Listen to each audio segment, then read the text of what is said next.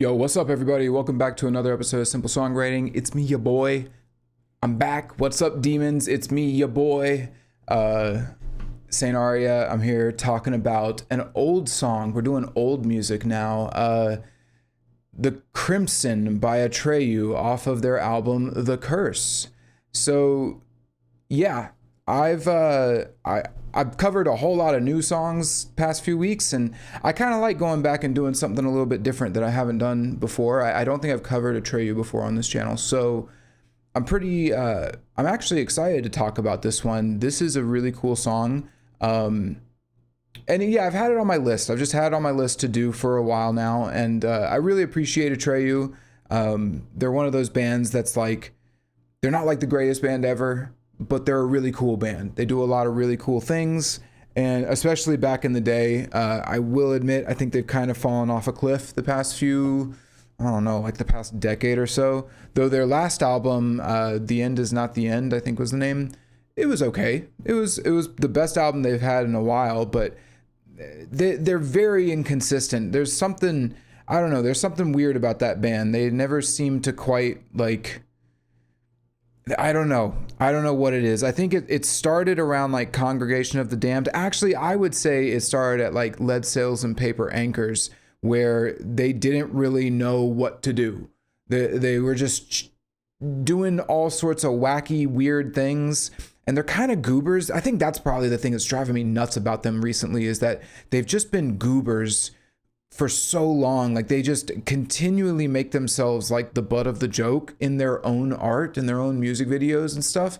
And I'm like, guys, like, that's cool a little bit, but it's only cool if like you're actually really cool, you know? So you gotta like, you can't be goobers 100% of the time. Sometimes you gotta take yourselves seriously. So I don't know what it is. And then Alex left the band, and I don't know. I think that they're just a weird band. But one thing that I can say for sure is that their early albums, especially the second and third albums, which were The Curse and A Death Grip on Yesterday, those albums are great. Fantastic albums. You know, I always talk with some of my friends about like which one is better, and the consensus we came to was that the songwriting on A Death Grip on Yesterday is better, but The Curse as an album as a whole is better. I don't know if y'all agree. Let me know. But yeah, this is a pretty cool song. Fun fact, this was like one of the songs that got me into Atreyu. This was like what got me listening to them. Actually, hold on one second, guys. I think I need to, sorry, hold on.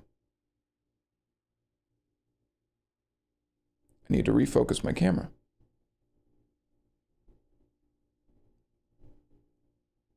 There we go. Okay.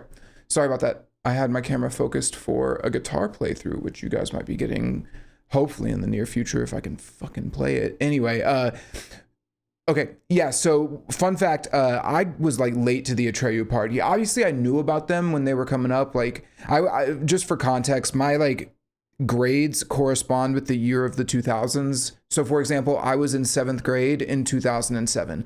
I was in 5th grade in 2005. I had no clue who Atreyu was until about like 2007, 2008. And I knew about them, but I just thought they were like, I thought they were fine. You know, like everyone knew Bleeding Mascara and My Fork in the Road, Your Knife in My Back. Like we all knew those songs.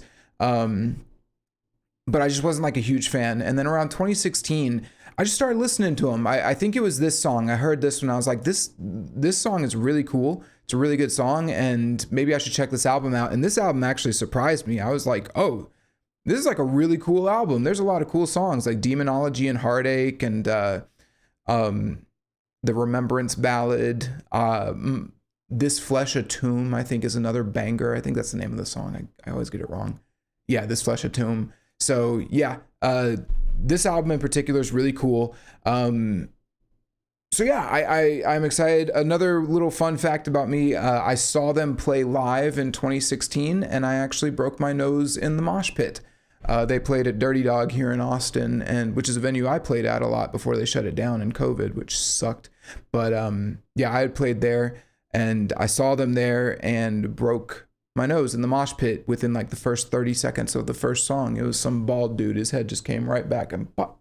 So there we go. That's my Atreyu breaking my nose story. Anyway, cool. So let's dig in.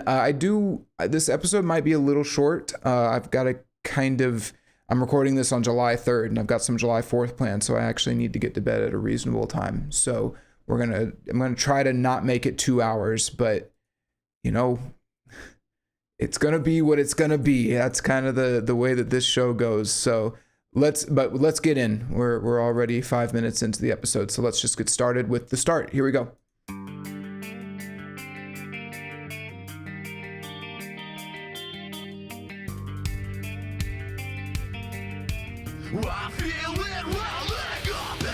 All right, cool. So we start off with this clean guitar part. I think this guitar part, it's not like super complicated from a theory standpoint, but it is really cool. Like it starts on an A minor chord and then it kind of goes over into an F major.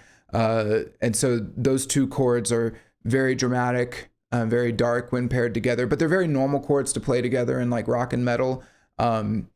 So yeah, it's cool. But what really stands out to me is the mix. So the mix on this section is on the guitars, it's very dark and tense. It's like kind of low mid-rangey. Like there's this low mid-range that sticks out like and it sounds really like not tight as in they're playing it accurately, but tight as in it's like constrained, like tense. And it actually sounds like the guitars are straining to play it a little bit. And there is a small mistake at one point in the section about halfway through.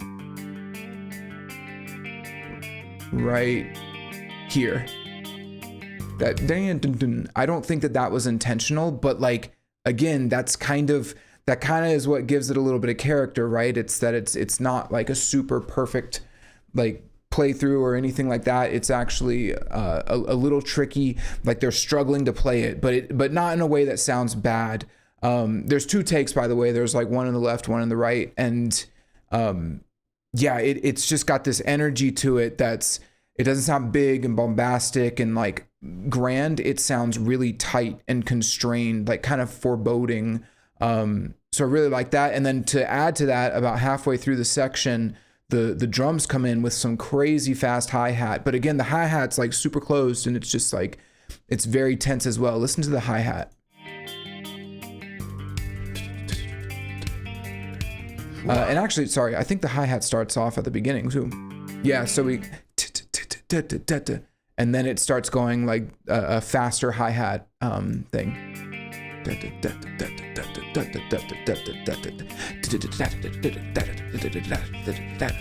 And it's really cool, man. So yeah, the whole way I would describe this section is like, it is just tense.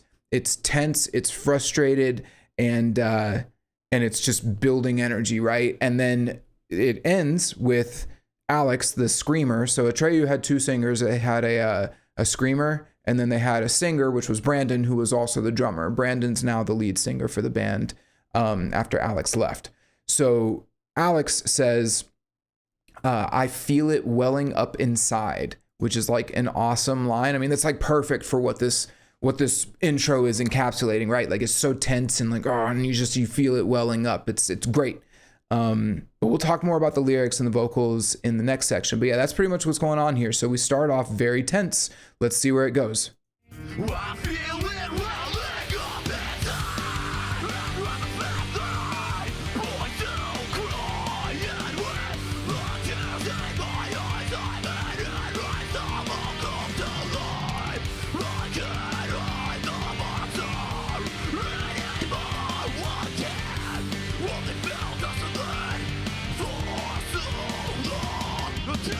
Okay, so that's a pretty long section there, but very cool. So a lot of cool things happening here.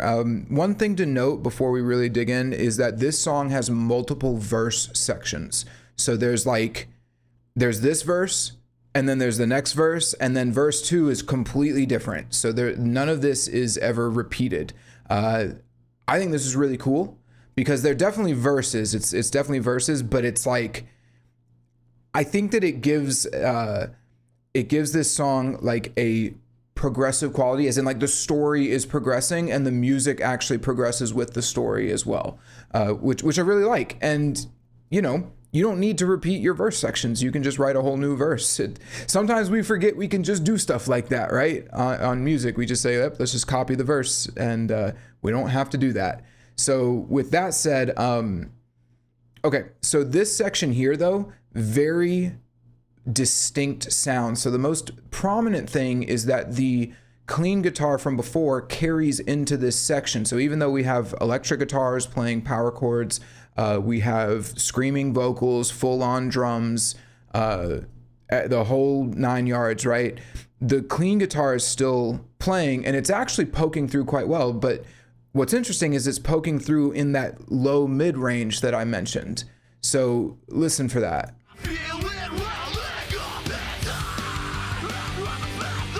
You hear how you can hear a little bit of the twang, but what you're really hearing is like you're hearing the lower frequencies stick out, whereas I feel like the electric guitars are and drums and vocals are covering those higher pitched frequencies.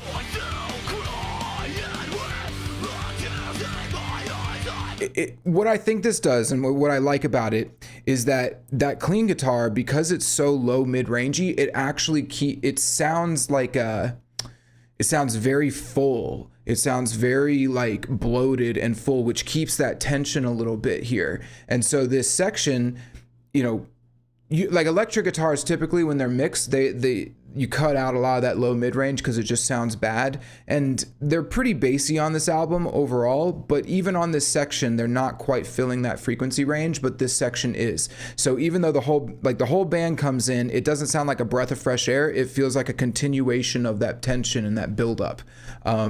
It's really cool, and the section sounds super full as a result. The rhythm guitars here are just playing the full chord versions of what the clean guitar was doing, and they're pretty quiet. Like they're relatively quiet in the mix, so that you can have that clean guitar poke through.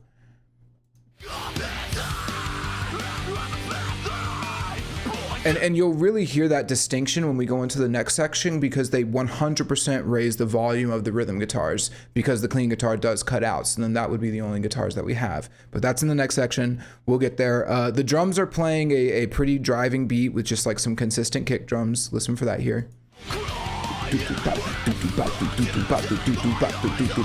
Nothing crazy, but it is getting this song going. Like we're really into the song. Yeah, kind of a driving verse happening here. And then on the singing end, we just get screaming this whole section.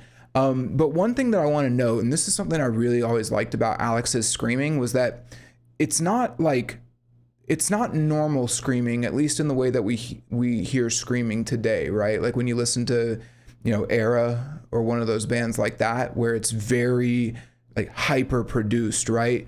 Alex's screaming was almost like, it was very raw, very like throaty and angsty.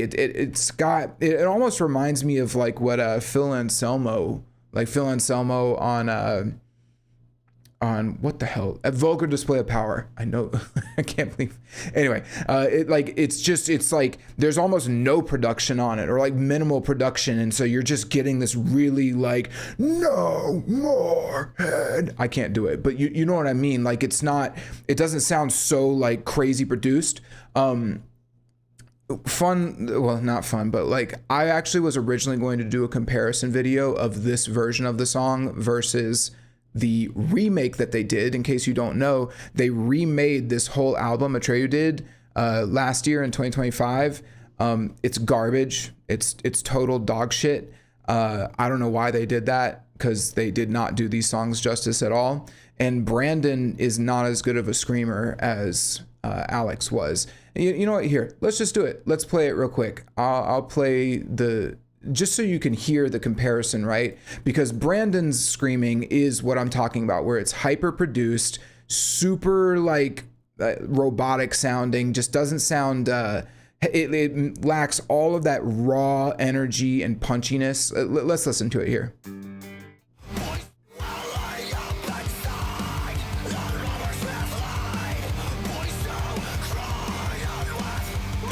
I mean, you can just tell right off the bat. First off, you can't hear the clean guitar. It's been completely obliterated from the mix because the drums are way too loud. Everything has, you know, some type of reverb or delay on it in one way or the other. Like you can hear during the pauses, the vocal delay is extreme, which is the opposite of what they did on the original, where Alex's vocals were almost completely dry. And the guitars and everything was very dry, but that's what gave it this really tense sound. You know, it didn't sound booming and bombastic. It felt like they were playing in like a small club or something, like a vampire club, right? Something out of, you know, Underworld or whatever. Whereas with the remake, for whatever reason, they thought, yeah, let's make everything really bright and epic and big, and listen to these guitars. And that just sounds like shit. I feel it. Well, you just sound like a cringe kid, like theater kid or something.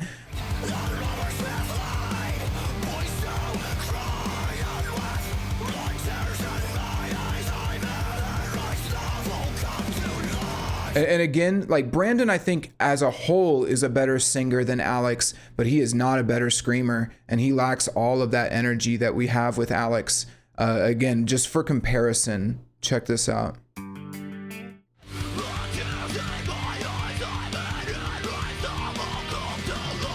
Now, I know your first inclination is like, well, wait, isn't the mix better there? It's like, no, it absolutely isn't. The 2025 mix is not better.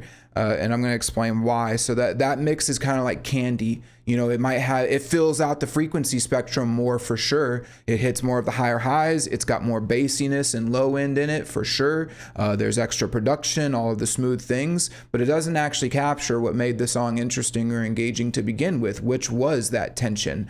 You have to remember, music is more than just like, or good production is more than just like doing all of the things that sound good. Good production is part of the art itself. Like the mix and the sound of the song is part of the art of the record. So if the mix is not lending itself to the ideas or themes that are portrayed on the record, then the mix is not doing its job. This song is a very tense, it's actually a very like personal, deep, like internal song that is almost very self-reflective, and because it was written about Alex's inner turmoil, not to spoil it, right? But there's just this personal, dark, tense element to this song that there's a reason why it's like, I think it's like their third most popular song or something. It's one of their most popular songs, and it's very well loved by the fans. And there's a reason for that. It's because it knew what it was doing, and it knew how to capture that on this album. And I mean, you look at this album art, right, that I have over here. Sorry, I got my directions mixed up. The album art here, I mean, look at that. It's obviously it's like a woman in a bra, right?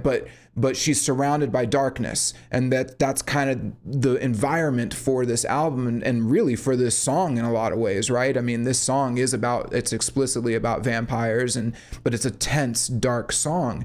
And so giving it a mix that's like bright and open and airy with lots of reverbs and delays, and then singing it, you know, I feel it welling up, and it doesn't work. That's not what's right for this song in particular. What's right for this song is this type of sound.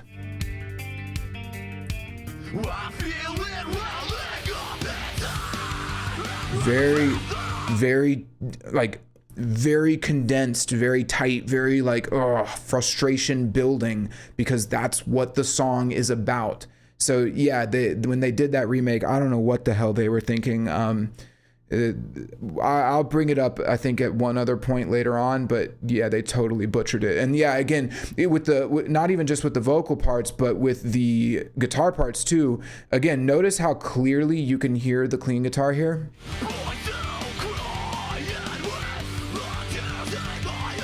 Yeah, you can still hear that really well. Listen to how quickly it just is completely obliterated from the mix here. Hold on, let me get it pulled back up.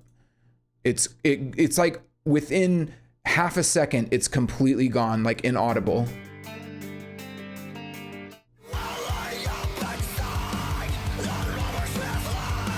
Where is it? You can hear like little bits and pieces of it. it's like it's coming in and out, in and out. Like you can hear tiny little bits of it trying to poke through, but the vocal production is so insane that you can't hear it. And yeah, you can actually hear the vocal production a little bit better here.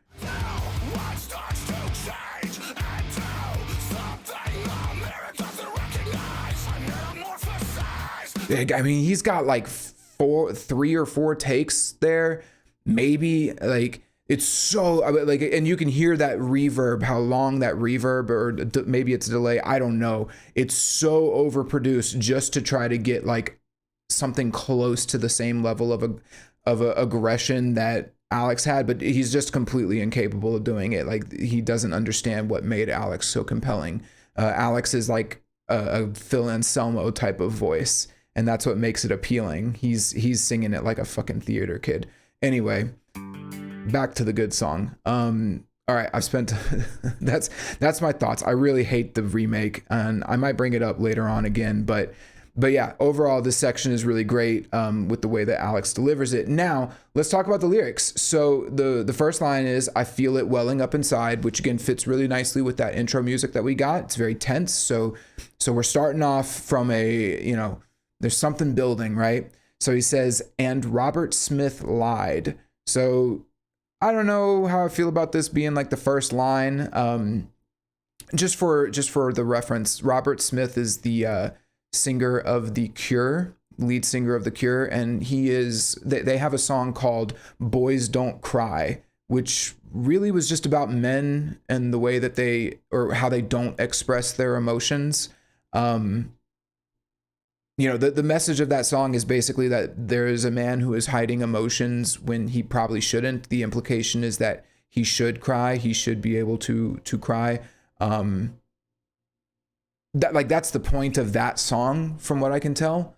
And so Alex saying, and Robert Smith lied, kind of seems a bit strange because Robert Smith was encouraging the men or the boys to cry. So yeah, when he said, Alex says, and Robert Smith lied, boys do cry. So yeah, it's kind of a weird line because Robert Smith was implying that boys should cry. So they're in agreement. So to say that he lied is like, whatever, not to get too deep into that. But basically the implication here is that our character is listening to The Cure and is in a very emotional state and in fact crying himself. So then he says, and with blood tears in my eyes, I'm an Anne Rice novel come to life. So yeah, this is, so Anne Rice is again, another reference here. She is the author of like gothic vampire novels like Queen of the Damned and Interview with a Vampire, which you've probably heard of those.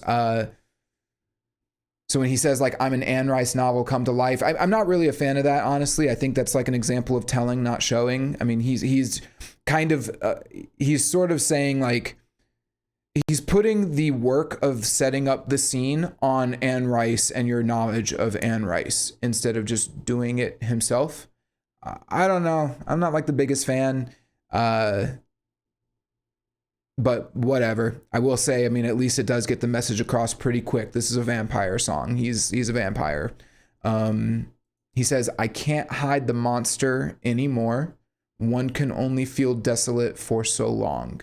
So yeah, this is, I mean, the implication here is like, there is something within him that he has been resisting, that he's been trying to hide, and now he's finally giving into it. Yeah, now this song is kind of interesting because from the literal sense, it's about vampires. He is becoming a vampire. But the metaphorical interpretation here is that there is like a dark side that he has, that he's felt desolate. He's been hiding this side of him, and he can't hide it anymore. That's literally what he says. So yeah, this first verse is okay. Like, it's pretty good. Kicks off the song pretty well. We get our character, we get a little bit of a conflict here, and the setting and the vibe, right? We're talking about vampires, blood, tears, things like that. I think they probably could have taken out the like Robert Smith and Anne Rice references. I'm just not like, I don't know. I think when you have like a really cool art, when you have artistry like this, that I think is actually pretty good, I don't know if it's like the best idea to say, it's like me trying to write a song about, you know, I don't know, like Frankenstein or something. No, that's not a good example. Like if I'm writing a song about a psycho killer, right? And I say, this is just like that scene in Psycho. I killed her just like that scene in Psycho. And it's like, why don't you describe how you killed her without referencing something else, you know? Anyway, maybe that's just a pet peeve of mine. Regardless, it's pretty good intro, these lyrics, and I'm like, it's very intriguing. Let's see where it goes. So that brings us into the next section. So let's let that play.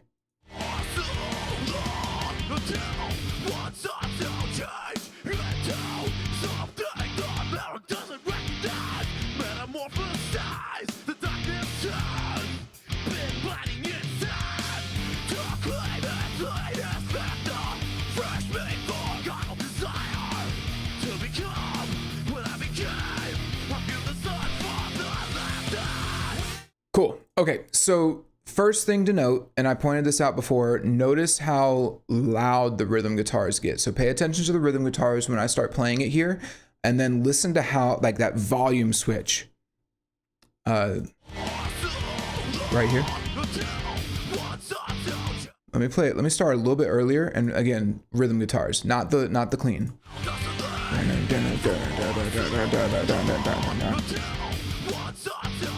So again, that was like a very cool choice because on one hand, having them quiet before, let that clean guitar stick out, and then bringing them up here kind of gets us into a more like groove, like a metalcore heavy guitar type of groove section. The drum beat here is also really cool. Cool little drum beat happening here.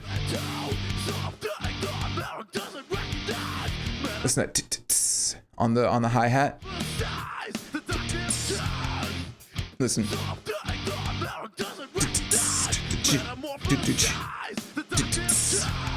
And then we get this cool little switch up at the end where the guitars do some harmonics. Pretty cool. Yeah, so other than that, it's pretty basic. Like, this isn't like crazy mind-blowing stuff. Oh shit, sorry. This isn't crazy mind-blowing stuff on the instrumental end, but it does give us some, it does open up a little bit. Like, it's not quite as driving or intense as the section that came before. So it gives us some time for storytelling, basically. And to kind of accommodate that, Alex actually transitions from the longer notes into these like short, punchy notes. So listen to how he had these longer notes in this section. And now he's singing these kind of short, punchy notes so he can get more words out and tell the story.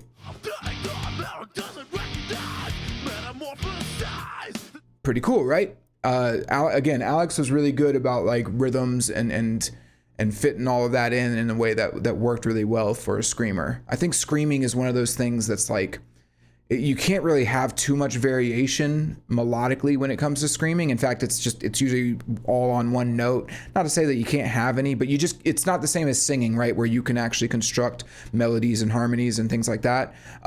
So I think having that having these different dynamics in the way that he sings the parts helps out a lot with keeping the different sections interesting, despite him screaming all throughout them, right?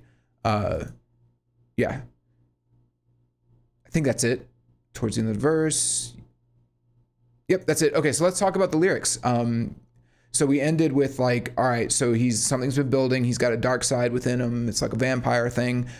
So he says, this section actually continues from the prior section. This is still like a verse section, right?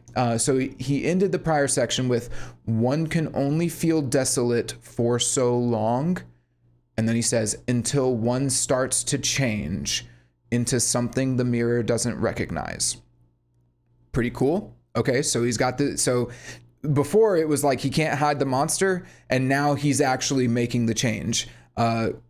Cool little thing here of like, he's changed the way that he looks. He doesn't recognize himself when he looks in the mirror, but then there's still that vampire metaphor of like, you can't even see yourself in the mirror when you're a vampire. That's like your reflection doesn't show. So that's kind of fun. Like he's playing both. He's doing both, right? He's keeping the vampire metaphor, but he's still keeping the lyrics serious and kind of about like a serious topic of, he's changed so much he doesn't even recognize himself in the mirror. He then says, I metamorphosize. So this line always kind of stuck out to me. It's not like a mind-boggling word, right? But it is a cool word, you know, metamorphosize. When I first heard it, I was like, that seems a little out of place. But what's funny is, like, when I was going through, one of the things I thought of is like, well, he did say earlier on in the lyrics that he reads Anne Rice novels. So we have a reader, he would know words, maybe, you know? So, okay, maybe, like, we're not talking about like some dumb punk or something. Like, we're talking about somebody who at least reads Anne Rice novels and listens to The Cure. Like, he is artistically inclined, so maybe it makes sense for him to use a word like this on a song like this. So I thought that was cool, you know, nothing crazy, but yeah, metamorphosize obviously is the change. So he's changing. He then says, the darkness has been biding its time to claim its next victim, fresh meat for carnal desires. So yeah, we know the darkness has been biding its time. He kind of already said that. But then he says to claim its latest victim. This could obviously, you know, on one hand be him, but it could also potentially be somebody else. It could be a new victim. Maybe we'll have to see. Maybe that'll come up later. But then he says fresh meat for carnal desires. So yeah, I mean, he's probably talking about somebody else. But as is kind of fitting with a lot of vampire songs and media, there are some strong sexual undertones here. You know, fresh meat for carnal desires. It's like, maybe it's more than just biting in the neck. Maybe there's some other carnal desires that he's referencing. I don't know. Anyway, so then he says, to become what I became, I viewed the sun for the last time. So this is an interesting line because he's talking in the past tense now. I really like this. So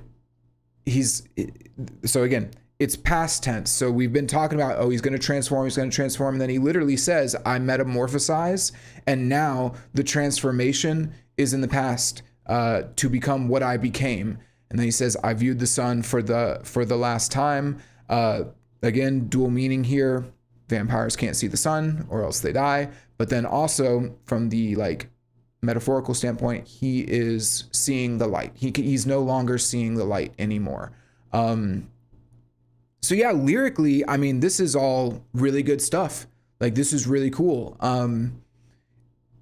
He's basically, I mean, we have our main character, we have our conflict, the beginnings of a theme, right? Like, he's frustrated with who he is. There's a darkness within him, and he's letting it out now. He's fully letting it out, and he's going to claim some victims. But it doesn't seem like he necessarily wants that. So I don't know. Maybe we're going to see where it goes. But yeah, lots of cool stuff here. Really great imagery, setting, plot, character, like great first verse from a lyrical standpoint. I did forget to mention this from the musical end. He does switch things up here, or the music does change up here, but it really just starts adding some palm muted notes right here. What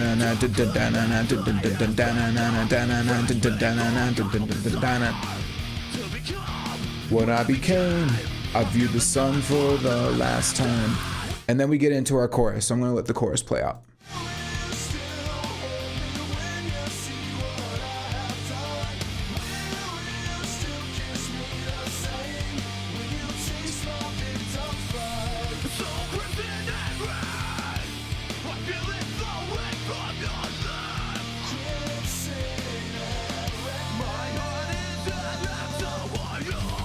All right, so yeah, the chorus opens up. It's a pretty open chorus, pretty normal. Like, we just got our chords, like it's just playing open chords.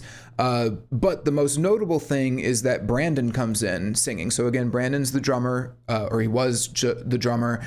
Now he's the lead vocalist in 2026. Yeah, his voice is totally different, and it works really, really well with Alex's, because he has this like kind of higher pitched, what is it? It's not alto. I'm forgetting. Sorry.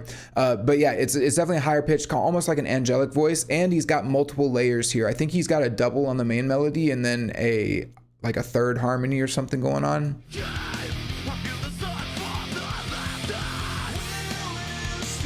Yeah, so he's doubled up the main melody, will you still hold me? And then he's got the high harmony, will you still? Something like that, right? But those layerings give it that like really angelic, melodic sound. And the melody is very catchy. Like this was kind of one of the things that made Atreyu a little unique. I mean, it's not uncommon to have like screamed choruses and then screamed verses and then melodic sung choruses. But Atreyu, I think in particular, were really good at it. Like a lot of their choruses on these two albums were super, super catchy. And this is like one of the catchiest. This is very, really catchy, gets stuck in your ear. And it's like, it fits the song really well. It's kind of dramatic, the melody that they have. Will you still hold me when you see what I have done? Yeah, so really cool. And then we actually get about halfway through the chorus, we get a switch up on the drums where they go. So right now the snare is on the 2 and the 4, do ba do ba do ba. But then it switches to being on 3. 1 2 3 1 2 3 4. I said 2 and so 4. Listen for that here. Da do da do do ba do do do ba do 1 2 3 4 1 2 3 4. So yeah, kind of a cool little switch up, which allows Alex to sing "So Crimson and Red" or scream it, which is pretty cool. And then we get back to our regular drum beat, and they both kind of sing the last line.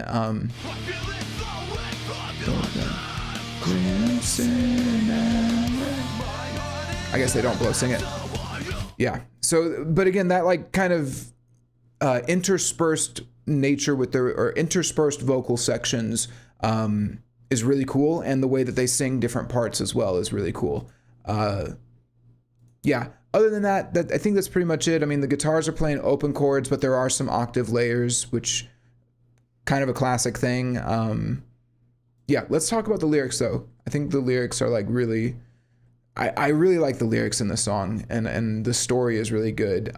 I think actually like this song musically, it's good.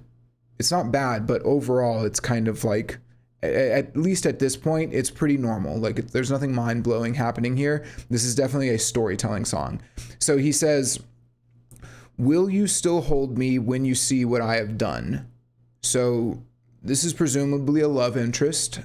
He's questioning the lover if she would still love him after seeing this darker side of him.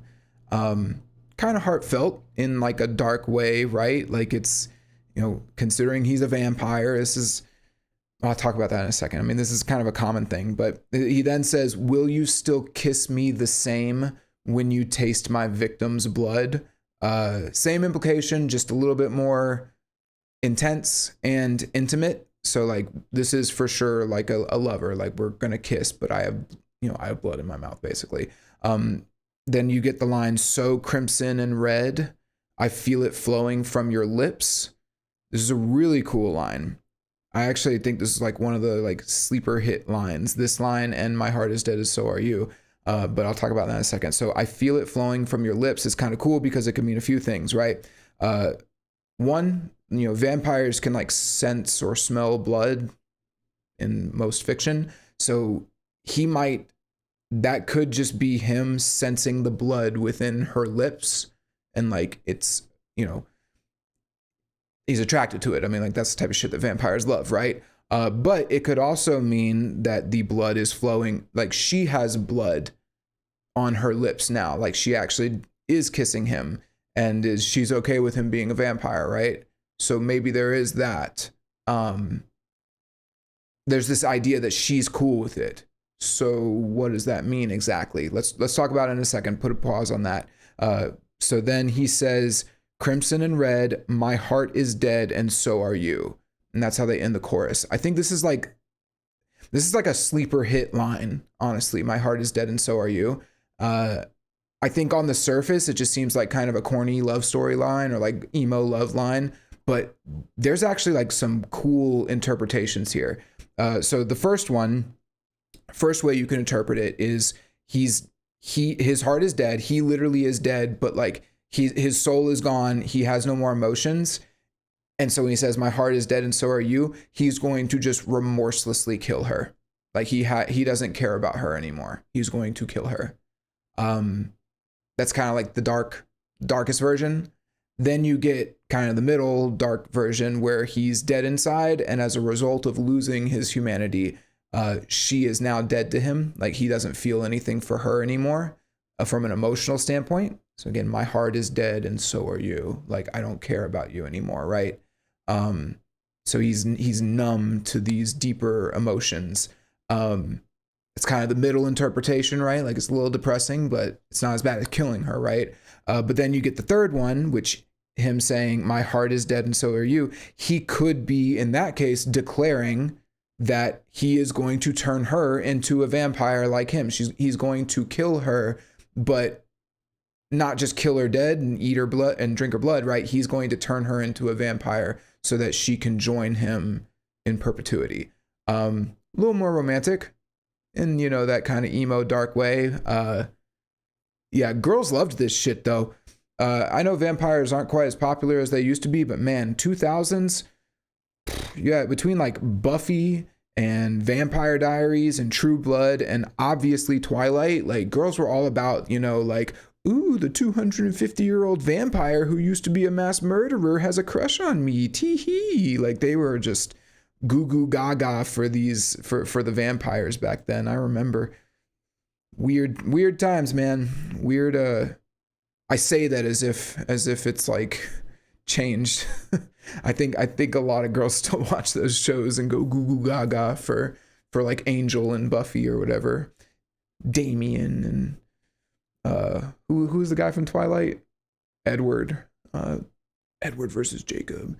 Anyway, whatever. Regardless of, even though it's like a kind of a corny emo love line, my heart is dead and so are you, within the context of the story and the plot, it's actually a very cool line. It's got a little bit more depth to it than meets the eye. So yeah, cool. Let's go into the second verse. Oh shit, I haven't been doing my song sections. Hold on. We're going too fast. All right, let's go into the second verse.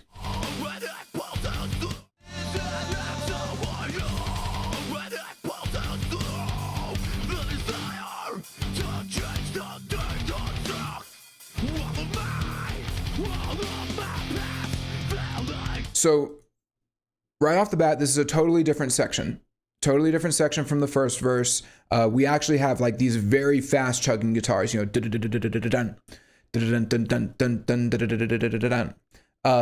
which gives us a lot more open space actually. It's a little bit more intense. Like we're still keeping the energy up after that first chorus. But yeah, there's a lot of space. And so we get some storytelling sections. I'm going to talk about all of the music in all of these verse sections real quick because it'll go pretty quick. And then we can just talk about all the vocals and lyrics holistically. So after that repeat, we end on some chords, or after the initial chugs, we end on some open chords, and then a lead guitar comes in.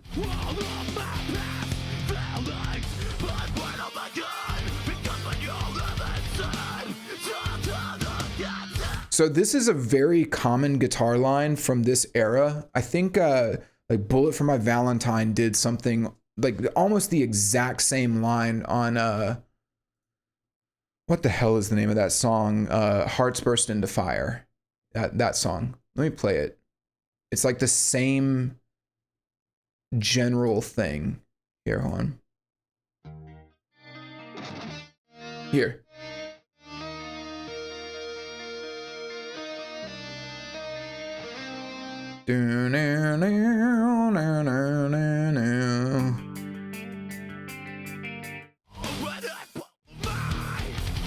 Listen to that here.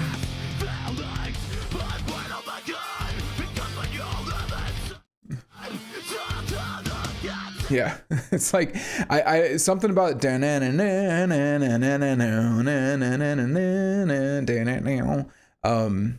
yeah, I think that's kind of like, I don't know, whatever. It sounds dramatic, and that's probably why they were all doing it. It was one of those little like things melodies that everyone was doing. Anyway, it works. What makes this cool though is that everything else is super dry, vocals included. So it allowed that lead guitar, which has a lot of reverb and a lot of delay on it, to come in and actually make an impact. So listen to how it comes in and elevates the section.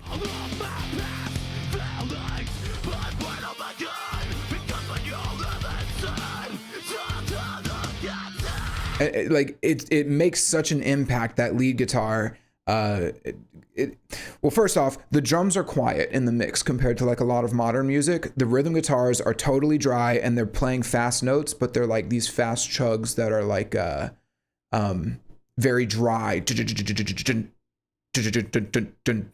And then you have this very tight, dry screaming vocal from Alex.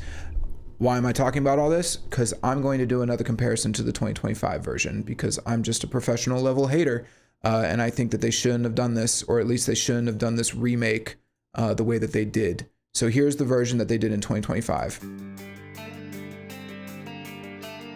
Listen. So remember how tight and dry the original sounded? Listen to how like bloated and overwhelmingly like produced this is. There's reverb and delays everywhere. Hear all that delay? Listen to that delay on that vocal. Oh my God. Hear all that? So the drums are way louder. The guitars are actually harder to hear because they don't have as much low mid range, and they have I think a tiny bit of reverb on them. But the vocals are so overproduced, and the delay on the vocals is unbelievable to such an extent that when they actually come in with this lead guitar here, it doesn't make the same impact. Listen.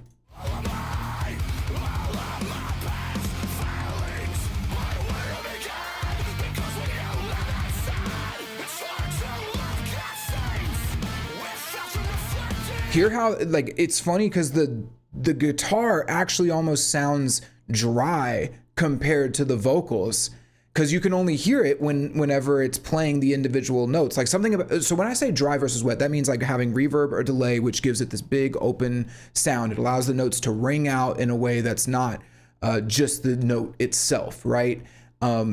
However, if you cover up all of that ambient space with other reverbs and other delays from either the vocals or the drums or even the guitars, then it kind of muddies the water for those delays on the lead guitar. So then the only time you really hear the lead guitar is when the notes are actually being played, which makes it sound dry, which totally defeats the purpose. So the dynamics are just all off here. Listen for that again and like really pay attention. Like that lead guitar just does not come in with the same type of impact here.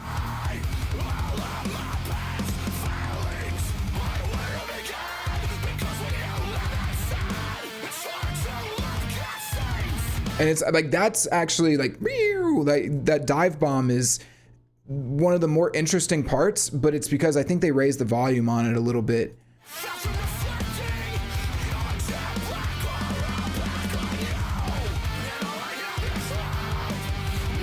And see, this section here, we haven't gotten to it yet on the original, but there's supposed to be additional harmonies that come in here that are supposed to like, they really make this section quite epic. It's like a pretty layered, epic verse, honestly. And part of that is the dynamics between how dry everything was and how like epic and huge these leads are, but they just don't hit here.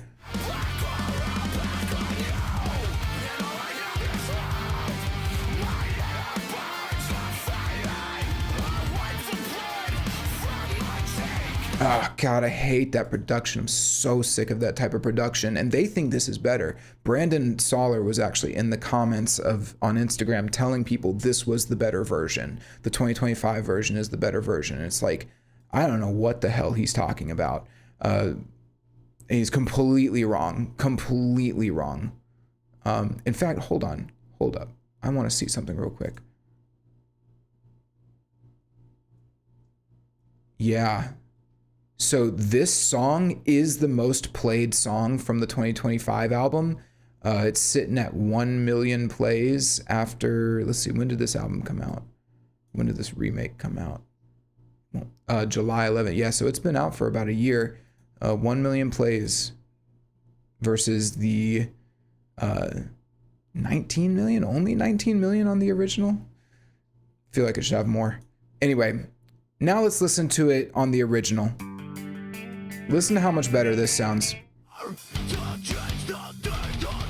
Again, off the bat, like, I know that the like candy sugar rush high of the 2025 version makes you think this mix isn't quite as good.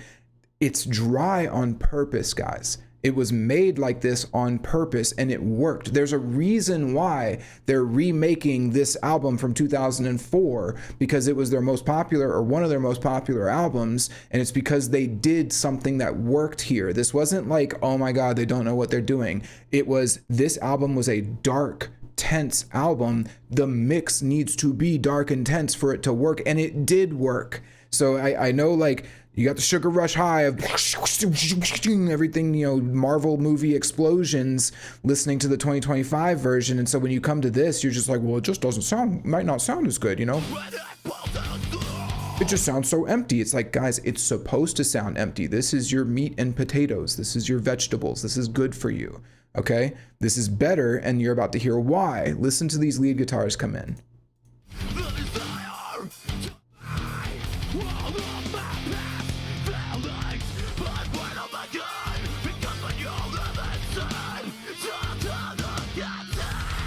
Listen to how like that lead guitar has so much presence compared to everything else. Like, it's all relative, right? And so there's so much presence there. It sounds so like it elevates it. And now listen to how they elevate it even more.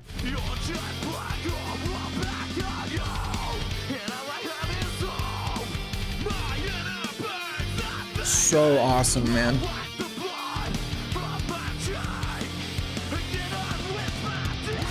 Yeah, like, do you hear how, like, this verse is like these stepping stones that's building and building and building, and you can only really do that if the stepping stones themselves actually sound significant. And so by allowing those leads and those harmonies to breathe and like expand out within the mix, they can actually have that dynamic shift or that dynamic uptick with each section.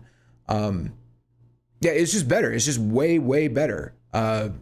In every way. So I think I talked about how, you know, Atreyu in 2026 is just kind of a mess. I don't understand what has happened with that band. I think that they've just forgotten like what the point of a song is, man.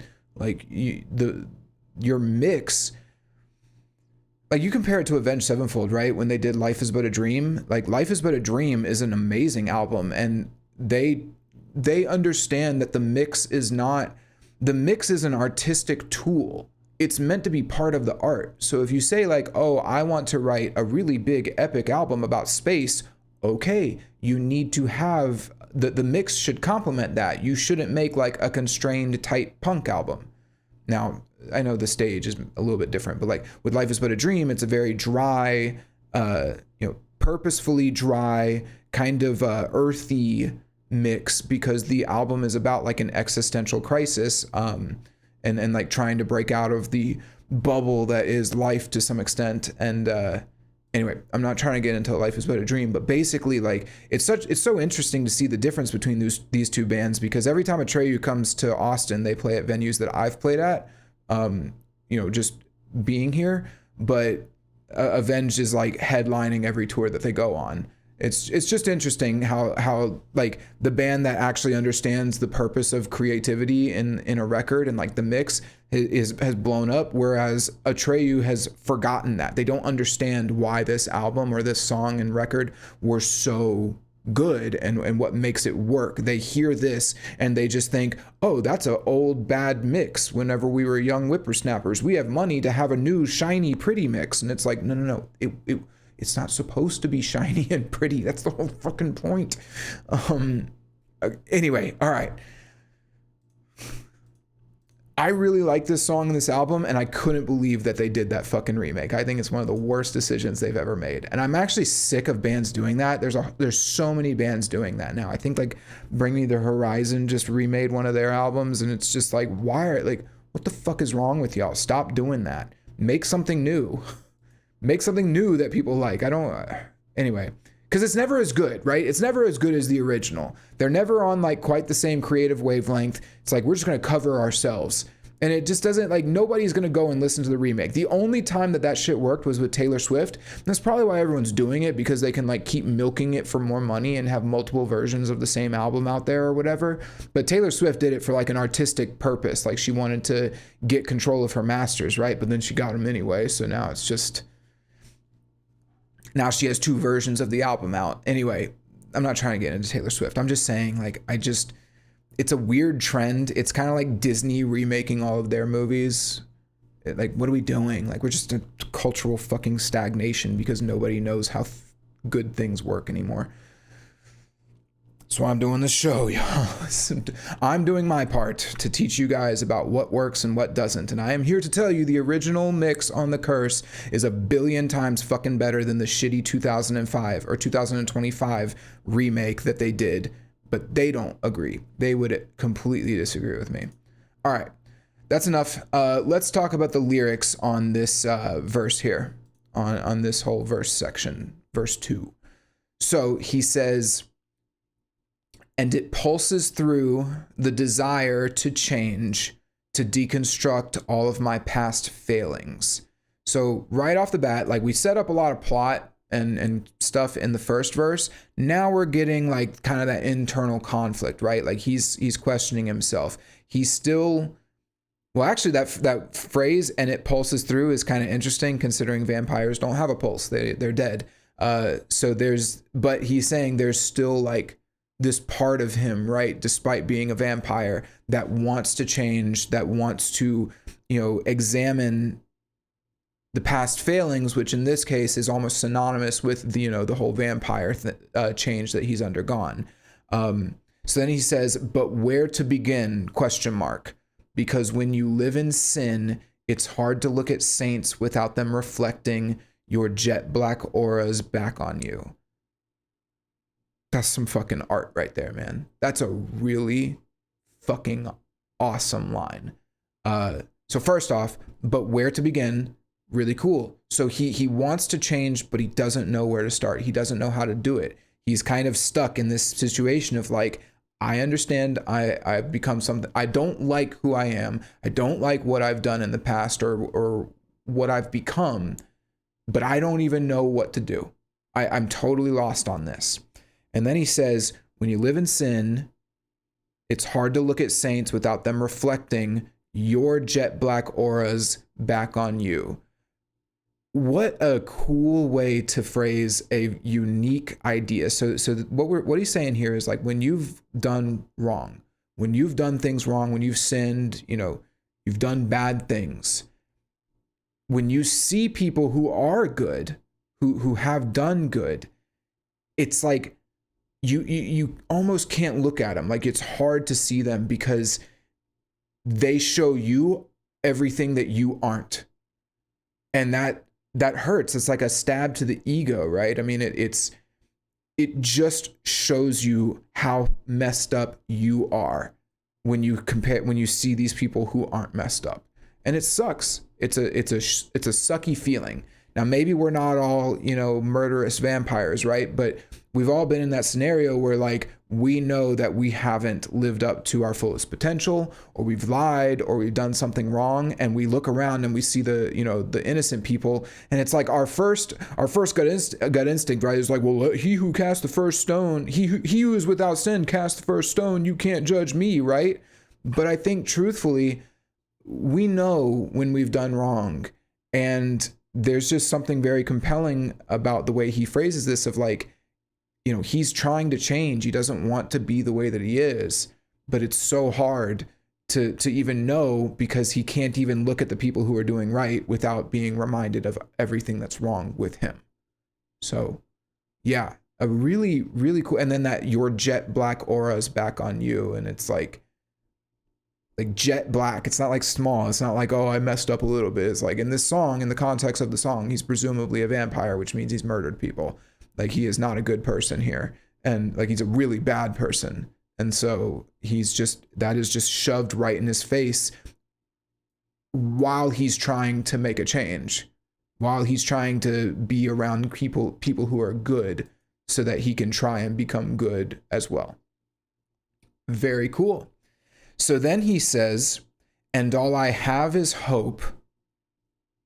Very good line. So he's still hoping. Like he can't make the change, but he has the hope. And then he says, my inner burns not fading. Another sleeper hit line. So first off, he sings it. He actually doesn't scream it. Let me find it real quick.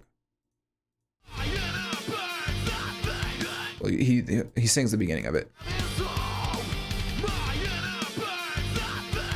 He screams the end of it, but he says, my inner burns. And it's like, that's pretty cool. So what he's saying here, a burn is a wound, right? So he's saying like, my inner burns not fading. I think he's saying two things at once here. First, he's saying my inner wound is not healing. Like I have a wound within me that it's not going away. But then he's also like, a burn is, it implies that there's a fire within him and that's not fading either. So it's like two very different concepts phrased in one line. My inner burn, because he's not saying my inner fire is not fading. He's saying my inner burn, that wound isn't going away. So he's having trouble separating himself from the wound, but then at the same time, the fire isn't fading that might have caused the burn. So like the burn isn't healing because there maybe is still a fire repeatedly causing the burn. So very, like, on one hand, it's very hopeful. On the other hand, it shows how he's stuck and he's having trouble changing or healing himself because the burn is still there. Again, really, really good lyrics. Like, this is really cool. And it could just totally pass you by if you don't look at him and you don't understand what he's screaming. This is one of the reasons I don't like screaming, by the way, because you just miss great lyrics like this. So anyway, that's the conflict, right? He's trying to change. He has the will and the passion to change, but the wound is still there. He's having trouble changing. All he has at this point is just the hope to change. And so he's stuck. And so then he says, I'll wipe the blood from my cheek and get on with my day. And it's almost like he's just going to keep doing what he's doing. He's just going to keep the status quo going, move on like normal. I think you could almost see the line. You could almost read it as being like nonchalant, like he doesn't care. But the line is really an indication of like how like the inner turmoil is so deep that he's just not even addressing it. He doesn't even know how to address it. He can't address it. And he's just going to keep doing what he's doing because that's all he knows how to do. And it's very cool. So yeah, I mean, again, what a great expansion of the conflict, right? So we started off with like setting up the plot and the characters and all that in the first verse. This idea that he's got this darkness within him. It's coming out. He doesn't know what to do. How did the first verse end again? Fresh meat for carnal desires. You know, he viewed the sun for the last time. And now we have this whole thing about like, there is actually a serious conflict with him. He doesn't like that he's become this creature, but he doesn't know what to do about it. So yeah, really cool. Really, really cool stuff happening here. So then we get another chorus, which is exactly the same as the first chorus. So I'm just going to skip it. And that brings us to our clean bridge. Let's let that play.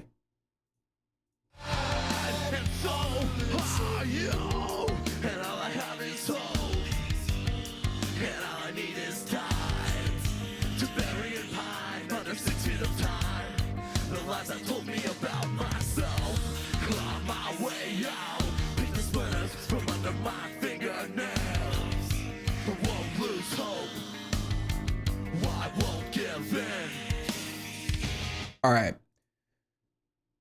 This section is one of those sections that's like, it's a little cringe, but in like the best way. It's like a little cringe, but if you can just kind of get with it, it's like, if you just roll with it, it's actually kind of cool. It's one of those things where like, I think they earned it with the story that they've set up here. Whispers like that are like, this is one of those things that I think that because they committed to it so hard, like, first off, monologues like this are typically a little cringy.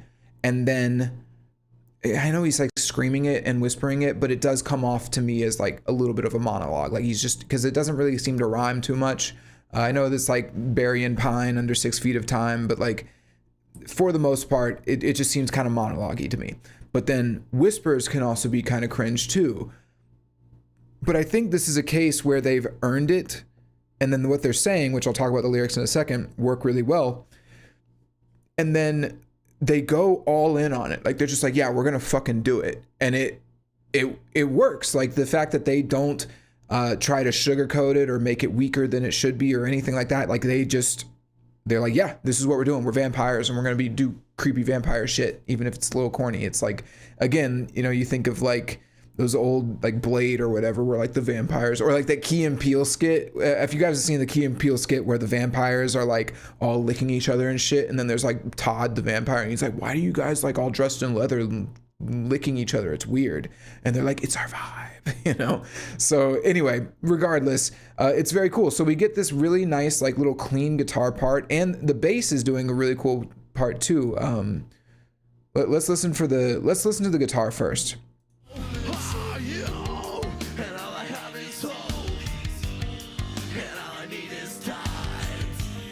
Yeah,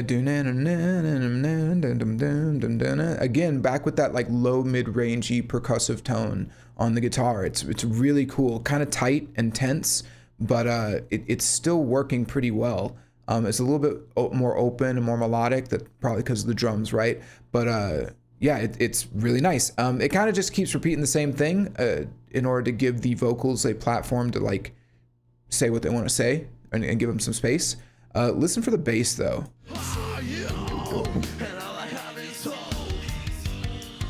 Yeah, so it's like do dum do dum do do do do do do do dum do dum dun dun dun.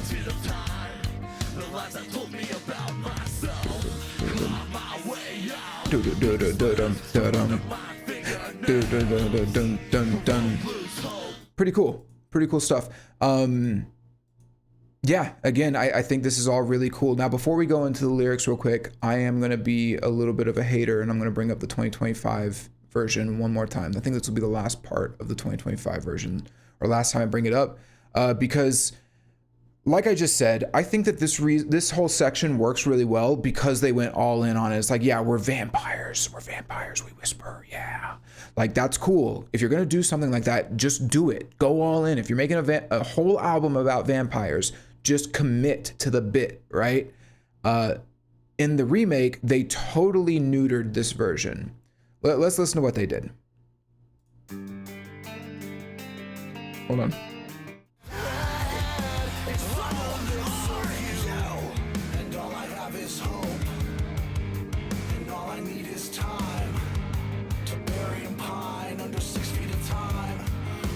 Told me about myself, claw my way out, pick the splinters from under. It's awful. I don't even want to finish it. It's so fucking bad. It's like the worst shit ever. So first off, you know how they had, so on the original, he's doing like this kind of gravelly, like pseudo scream, like scream talking thing, and all I have is hope, that type of thing. And then they're doing the whispers over, and they've actually layered the whispers. Like when he says, claw my way out, get these wounds from under my fingernails. Like that type of layering was really cool, and it actually like gave it a lot of ambiance and space to the section. Brandon, for whatever reason, has opted to go full monologue, which is just the corniest fucking thing you could do. Like, he has made it corny now because he didn't commit to the vampire bit. He thought that, oh, it's stupid to be vampires or whatever. So like, he thought it'd be cooler for me to just be a powerful super singer dude. And it just comes off so bad. Fingernails, I won't lose hope. It's so bad. And then notice how the guitars like are totally like, they just sound like shit, honestly. I don't know what the hell they're doing on the guitar. Like before, they had very clearly audible parts that gave the section a little bit of levity without necessarily being super open and crazy. On this version, they have the guitars panned left and right, and they're playing these weirdo fucking parts that don't line up with what was there before. And they don't they're not really doing anything for the section, honestly. They don't sound tense or foreboding or like dark the way that the original did, because it had that lower mid-rangey tone, but they don't even add any levity. They just sound mixed to oblivion. And all I have is hope, and all I need is time to bury and pine under 6 feet of time. The lies I told me about myself, claw my Oh, it's so bad. So bad. Like, again, commit to the bit. If you're going to do something like this, you have to commit. You can't puss out. All right. That's me being a hater. Again, listen, that version where it's like this corny ass monologue, really bad. Now listen to this. me about myself, claw my way out, pick the splinters from under my fingernails. So much cooler. So much cooler. So much vibier. It's just so much better. Sounds like vampires. Like, that's what it's supposed to sound like. And yes, again, it's a little corny. Fine. I'm not saying that it's not like a little cringe, but like it within the context of this song and this album, I think that it's okay. I think that a little cringe is fine. I would rather them have this type of cringe where it's cringe because they fully committed and they were like, yeah, we're vampires, than do the type of cringe where you're like, oh, I don't want to be a cringy vampire. I'm a super cool dude. Get these words from under my fingernails. It's stupid. All right. Anyway, let's talk about the lyrics here, because they are saying stuff. So he says, and all I have is hope, and all I need is time. So again, this is like an internal monologue that he's having. Well, most of this song is, but this especially. But he says, all I need is time to bury in pine under 6 feet of time the lies I told me about myself. Coffins are made of pine wood. So he's saying to bury in pine, to bury in a coffin. The lies I told me about myself. So he's saying he's trying to bury the past, basically. That's what he's saying. He says, claw my way out, pick the splinters from under my fingernails. So it's funny because he's saying, like, I want to bury the past, but then I also want to claw my way out of the coffin that I'm in. Like, the splinters in his fingernails would be from clawing from the coffin, inside the coffin. So I think it's a little confusing. Not confusing, but he kind of steps over himself here. I'm trying to bury the old me, but I'm also trapped in the coffin trying to climb out of the coffin. It's like, okay, could have maybe been a little clearer there, but it's not bad. It's not terrible. And it's pretty easy to understand what he's saying. He's trying to bury the old version so that he can start anew and live again, which again also works well with the vampire element too. Like, vampires are dead. He wants to live. And so he says, but then we get a really nice line. He says, I won't lose hope. I won't give in. And that's kind of the big change. I think that gives us a degree of resolution. At least it doesn't tell us if he manages to fix it or not, but it does signify that a resolution on his end. You know, the bridge is therapy, and we get a little bit of that here, which brings us into this buildup section coming immediately after. I won't give in. Just live and breathe. Try not to die again. Just live and breathe. Try not to die again. Just live and breathe. Try not to die again. I try not to die again. All right, before we get into that, so we've got this clean bridge, big build-up, kind of a normal build-up, honestly, just the drums, dun, dun, dun, dun, dun, dun, dun, dun, with a few little fills at the end. One cool thing is that the guitars aren't doing the normal, like, palm muted, dun, dun, dun, dun, dun, dun, dun, or if they are, I can't really hear it. I mean, maybe it's like really low in the mix. Yeah, I don't think they are. I think that they're just playing these open octaves, which actually gives it less of like a tense build-up feel and more of an like an open, uplifting build-up feel. So, which is important because we've got a character who has now resolved to change. Like, I won't lose hope, or he says, I won't lose hope. I won't give in. So our character has made the resolve to change. we're doing this build up, and then he says, just live and breathe, try not to die again. And he repeats that almost like a mantra or an affirmation, right? And so just to summarize, because now we've kind of reached the end of our lyrics, right? Not the end of all the theme stuff, because there's some more to come, but again, to summarize, he views being a vampire as like giving into darker impulses. It's like giving into his darker impulses is like the equivalent of dying to him. And so him saying, like, affirming to himself, live, breathe, two things vampires can't do, and then try not to die again. It's like, cool. I also think that this is pretty cool because it doesn't give us a clear ending. This is the end of the unique lyrics. So we don't get like a for sure resolution, like, and I fixed myself, we don't get that, but that's okay. The song doesn't need to do that. All the song is just here to capture a specific, that specific emotion of like being unhappy with who you are or who you've been, and then learning to, or making the resolution to change. It doesn't need to give us this, it doesn't need to end with like, and I did it, it's just talking about that desire to change and giving us some, that kind of will, that will to move on, that inspiration. That's what I was looking for. Inspiration to change. Overall, like it's pretty poignant though. And I think the vampire metaphor is very cool, fits with the album, but I think rather than getting stuck in like stupid plot stuff with regards to vampires, they did a really good job. I'm sorry guys, I totally forgot to move my section counter. I am so bad about that. I have got to get better about it. I don't know. I got to find some way to do that better. Anyway, I just got an idea. I'll do that later. So anyway, so he's made the, that's it. I think I've said everything. Sorry. I got an idea for the show to make it better and remember how to do this, but I'm not going to dig into it now. Anyway, we get into the third chorus. But one thing about the third chorus that's kind of cool is that there is a key change. Let's listen.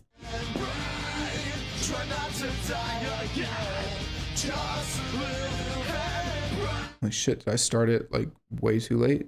Yeah, I did. Or way too early. All right, here's the key change chorus.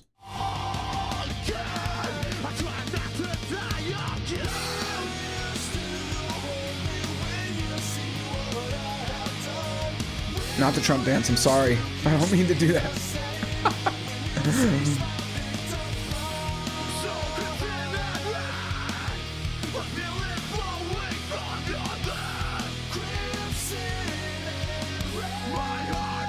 All right, so something to note there. They didn't do the drums didn't do the change during that Crimson and Red line. They didn't switch the drum beat like they did in the prior choruses. So now listen to this chorus.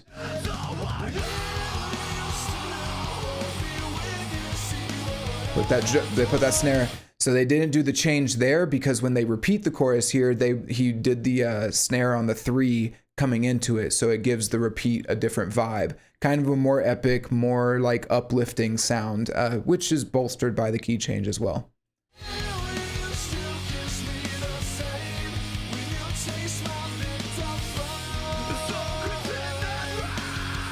A little bit of busyness on the drums.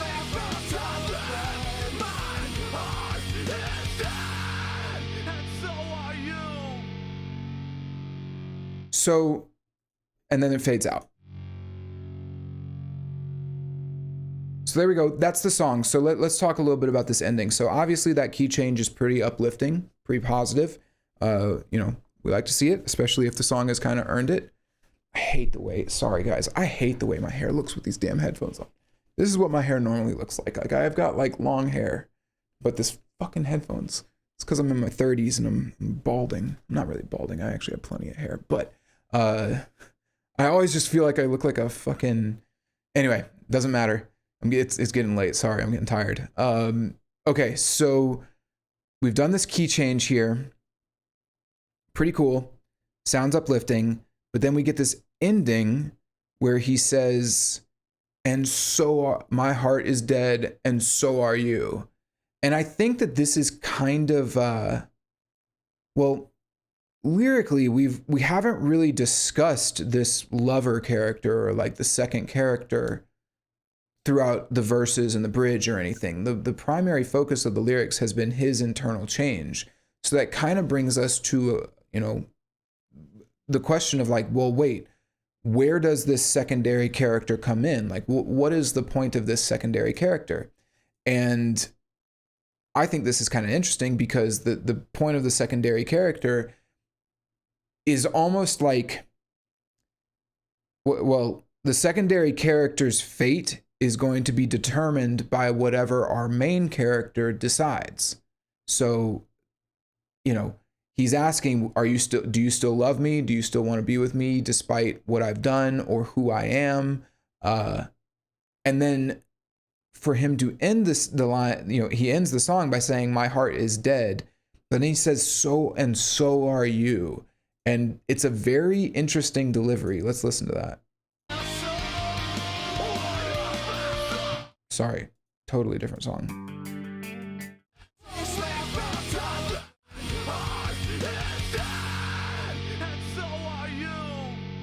Now, that line right there, again, we've heard that line and we know, I mentioned earlier how that line, my heart is dead and so are you, has a couple different interpretations. But the way that he says it there, I know it could just be the end of the song, right? But they still recorded it that way, so I'm gonna take it as it is, right? It's a very interesting delivery because it almost sounds, it has a few different tonalities to it. On one hand, it sounds like a little eerie, a little foreboding, right? Like, and so are you. Like, it's a little cocky, a little foreboding, but then I do sense maybe almost like a hint of regret in there. I think that what I'm saying is this line kind of opens the door for a few different interpretations on how the song ends just with the delivery. So like, shout out to Alex on that delivery, because I think it's a very complicated delivery there. It's not like confident and positive. It's like, and so are you. And it's like, it comes off as dark. And so I think maybe him, like, maybe he didn't change. I guess that's what I'm getting at. There's an implication. Maybe he didn't change. Maybe he's going to kill his lover. Maybe the whole journey might have even just been a ruse. I mean, this is a common thing with vampire stories where it's like, yeah, they were just lying to you the whole time. They don't have a soul. They're just going to kill you now that they have the chance, right? You know, and I think that that's just kind of interesting, right? It's like, right, it kind of pulls the rug out from under you right at the very end. You know, we have this big key change. Everything's happy, you know, everything's great. Will you still hold me? And then right at the end, it's like, oh, and you're dead. My heart is dead, and so are you. And it's like, shit, you know, shit. So I really like that, but it doesn't undo what was done. It's not a definitive statement. It's just, I think that it kind of opens the door at the very end for like a darker interpretation for how this song goes and how it ends, and maybe like the fate of our lover, our like love interest that's mentioned during the chorus. So very cool. I really like it. And yeah, that's all kind of reliant on the way that he says, and so are you. So listen to that one more time and like really try to determine like, well, what's the emotion here?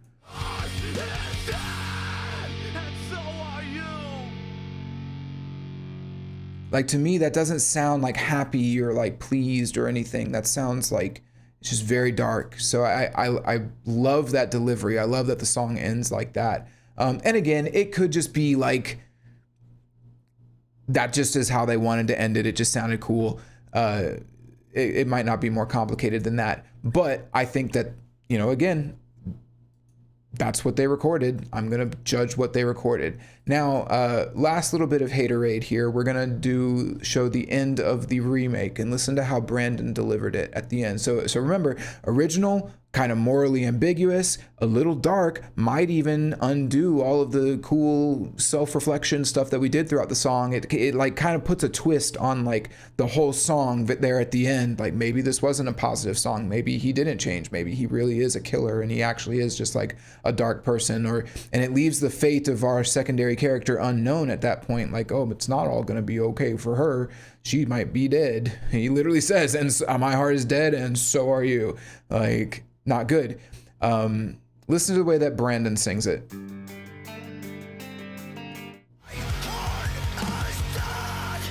And so are you. Oh, just butchers it. Just butchers it. So, like, let's listen to that one more time.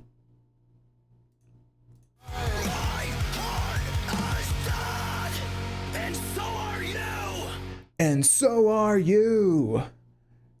Just as generic and bland and like lifeless as it could be. He didn't understand that there was like some ambiguity in that tone and that delivery on the original.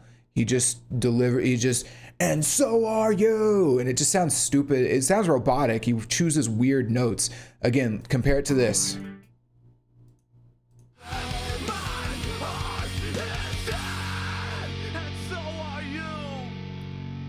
And so are you. Like he descends there versus, and so are you. It's like, no, dude, no, you totally misread the delivery here. So anyway, it's just a good comparison of like, we've already heard this line. We've already talked about the different ways that this line could be interpreted, but purely the delivery here at the end of the song can change the way that you perceive the line overall. And like, it makes such a huge impact on the emotions and like the meaning of the line. And yeah, and you can just hear those two different deliveries and it's just night and day. There's so much to think of when you hear one of them, and then the other one is just generic yell. So anyway, 2025 version, that shit sucks, but this song is done. And yeah, it's a very cool song. I don't think it's mind-boggling, right? I mean, this isn't like mind-blowing stuff, though there are some really cool lines of lyrics here. But overall, it is a cool song. It does a lot of things right. So yeah, let's do my little blurb at the end and then we can log out for the episode. So purpose, this album was centered around vampires. They had a clear like artistic vision for it. And so I think this song was them taking that vampire imagery and using it as a metaphor for Alex and his journey to change and grow as a person, and kind of alluding to that vampire metaphor as being representative of the darkness within him that he's trying to grow past, and that he wants to leave in the past. So I think that the purpose of the song was like, you know, to stick with the theme of the album, but still write something that was very deep and personal and like, almost cathartic in a way. Like it talks about that struggle of trying to change. So yeah, really cool. The genre is metalcore. The song structure, it follows a pretty standard song structure, aside from the verses. The verses are pretty complicated. Like there's the two verses on their own are just different from each other, but each verse is layered in a way that's really interesting and kind of unique. And then we get the two bridges, or really one bridge with a build up into the final chorus, and then like a key change on the last chorus. So nothing too crazy from a song structure perspective, but it's still pretty cool. Like they made some interesting changes. Compositionally, I think it's all solid. I think all the guitar parts are pretty solid. They're not revolutionary, but they fit the lyrical content well. Drums are really good, especially like changes during the choruses. And then there's more subtle changes during the verses that I didn't get to, but go back and listen and you can catch all like the small little changes in the drums as the verses build up. Yeah, the vocals are great. The chorus melodies are fantastic. And then the screaming is all really good. And he's able to like kind of keep the screaming dynamic and interesting all throughout the song. And then lastly, the whispers during the bridge were, maybe a little cringe, but I think they worked. Mix wise, so this mix overall, I'm not going to say that this is like an amazing mix, but I will say that it is a fantastic mix for this song and for this album. It is purposefully tight and condensed and like, you know, tense, basically. That's the word I would use. It's not supposed to be big and epic and huge. Like, you compare this to like City of Evil, where there's 10,000 guitar layers, right? I mean, it's a very different type of song and very different vibe. And so, yeah, and you can hear when you listen to like the remake version, how like that type of mix where it's big and epic, it actually just doesn't work. It takes away from the songs. It takes away from the tone that they're shooting for, that they were shooting for when they made it, right? So I think it's just a good example from a mix perspective on how like sometimes doing the things that are like conventionally right aren't what's actually best for the song and don't help it. And yeah, it's a reminder that the mix is an artistic tool. So that doesn't mean that they couldn't still have made it, improved on it, and that there aren't still problems with this mix. I think it is just a little too dry or a little too tight at some points. Like the guitars, I think, don't quite sound as good as they could in general, but it's not like bad. They were in the right headspace when they made it. Okay, so lyrical content. Yeah, this is a story about a man struggling with his darker nature, specifically like a vampire element. I think the first verse has those references to Anne Rice and Robert Smith, and I don't know. I think that's a little bit of a cop out when you're, you know, writing a song like this. Kind of like, I'm just going to reference this thing and then you can go do the research and figure out what I'm referencing, and that'll do the work for me. It's like a little bit of a cop out. But after that, and besides that, it's yeah, they lyrics are all really great. A lot of great lines that have not just like one interpretation, but like multiple interpretations with multiple lines. So that's very cool. And yeah, it's just telling the story of a man tortured by his dark nature who is trying to find a way to be a better person. Thematically, this song deals heavily with like regret, self-doubt, and insecurity about the choices that you've made in your past. How do you move on from those, or who you were? How do you change? Can you change? And then when you bring in the chorus, it's like, do you deserve to be loved despite your failings and shortcomings, despite the mistakes that you've made? You know, do you deserve forgiveness, or are you even able to improve at all? Is it even possible? I don't think that the song gives a clear answer on that, but it does give us a character who decides that they're not going to give up hope, and they're going to continually try to make the change and try to not revert back to those old ways again. And I think that that's a pretty nice message. I think it's a really, really inspiring message. So very cool. Really like that. So yeah, overall verdict on this song for me. Yeah, I don't think this is like some grand epic masterpiece, but I do think it's an above average example of like doing a lot of things right. Great lyrics, great storytelling, music that kind of sets the tone and emphasizes the various sections and the various, or emphasizes what the lyrics and the story that you're telling is. Yeah, I think that it all sets up a very dark, intriguing story.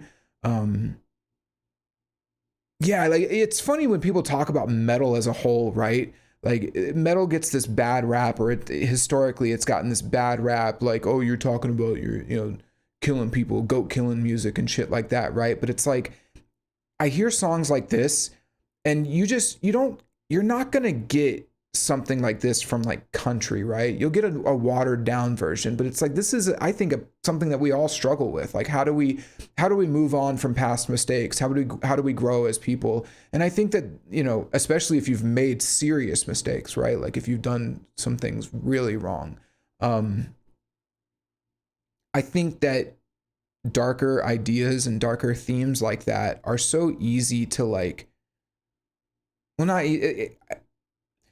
they're so universal, and yet I think it's something that metal as a genre is uniquely poised to discuss and use as a template for the artwork, right? Like it's a suitable template for this type of art that addresses darker themes and darker ideas. And yeah, I think this is a good example. It's like this song isn't like, I mean, there's a darkness to this song, but the message overall is pretty inspiring, and I think something that everyone can pull from. And yet it's like, and actually quite hopeful. I mean, hope is like a huge element of this song. Like whether or not he can change, he's going to hold on to the hope that he can. And maybe that might be enough. Who knows? So yeah, it's really cool. Really, really cool song. Kind of a shame that the 2025 version completely forgot about all of the cool shit that made this song work, like the mix and the delivery and all of that. But whatever. I don't know. Again, I don't know what the hell is going on with Atreyu in 2026. They just seem to be a bunch of goobers that have lost their way. Yeah, kind of a shame because this is a good song. I wasn't really aware of Atreyu in like 2004, 2005. I mean, I was in 4th and 5th grade, right? But I have musicians that I've worked with who are older than me who have told me that there was a time where like they used to debate who was better, like Atreyu or Avenged Sevenfold, They would actually have conversations like that. I think I would debate with my friends about like, Atreyu versus Trivium or Bullet, right? And we all kind of typically agreed Avenged was the best, but yeah, it's interesting to think about Atreyu versus Avenged in 2026 because I mean it's not even close. Like I don't know what the hell Atreyu's doing nowadays, but these early albums, they were good, and there's a really strong level of cohesiveness to this album in particular, The Curse, that I just don't think they ever were able to capture again. I mean, maybe a little bit on a Death Grip on Yesterday, but yeah. Anyway, there we go. That's it. That's the whole episode. If you're watching this on July 4th, happy July 4th. That's when the episode's coming out.